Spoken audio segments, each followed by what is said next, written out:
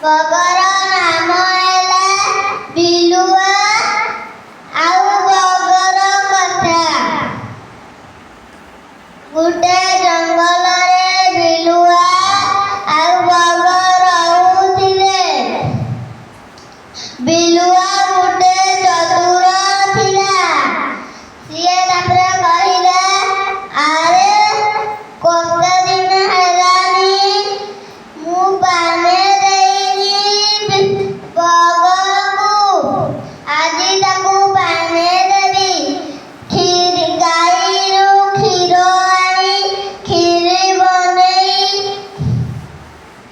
Chair table ପକାଇ ଗଲା ସେ ବଗକୁ ଡାକିବା ପାଇଁ। ବଗକୁ କହିଲା, ବଗ ଭାଇ ଆସ, ଆଜି ଆମ ଘରେ କ୍ଷୀରି ହେଇଛି, ଖାଇକି ଆସିବ। ତାପରେ ସେ ଗଲା ଚିଆର ଉପରେ ବସିକି ଖାଇଲା। ସେ କିନ୍ତୁ ଥାଳିରେ ଦେଇଥିଲା ବୋଲିକି ତା ଠଣ୍ଟ ପାଇଲା ନାହିଁ।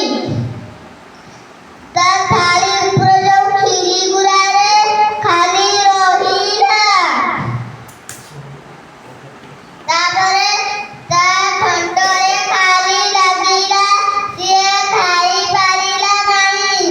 ତାପରେ ସିଏ ରାଗିକି ପଳେଇଲା। ତାପରେ ଯୋଉ ବଗ କହିଲା, ଆଜି ମୁଁ ବିଲୁଆକୁ ପାନେ ଦେବି।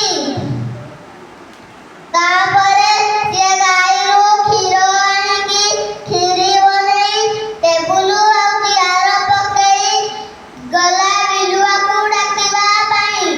ବିଲୁଆ ଘରକୁ ଗଲା ବଗ କହିଲା ବିଲୁଆ ଭାଇ ଆସ, ଆଜି ଆମ ଘରେ କ୍ଷୀରି ହେଇଛି, ଖାଇକି ଆସିବ।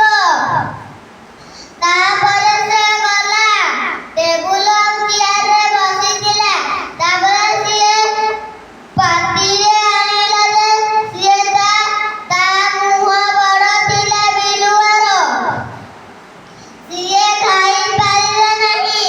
ତାପରେ ତା ଆର ବର୍ଷର ମନେ ପଡ଼ିଲା, ଆରେ ମୁଁ ତ ଆର ବର୍ଷରେ ୟାକୁ ପାନେ ଦେଇଥିଲି, ଠକେଇକି ଆଣିକି କ୍ଷୀରି ଦେଇଥିଲି ଥାଳିରେ।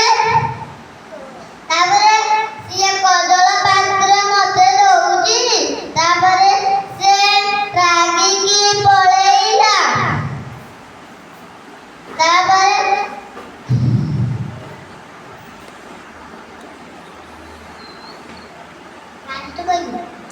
ଆମେ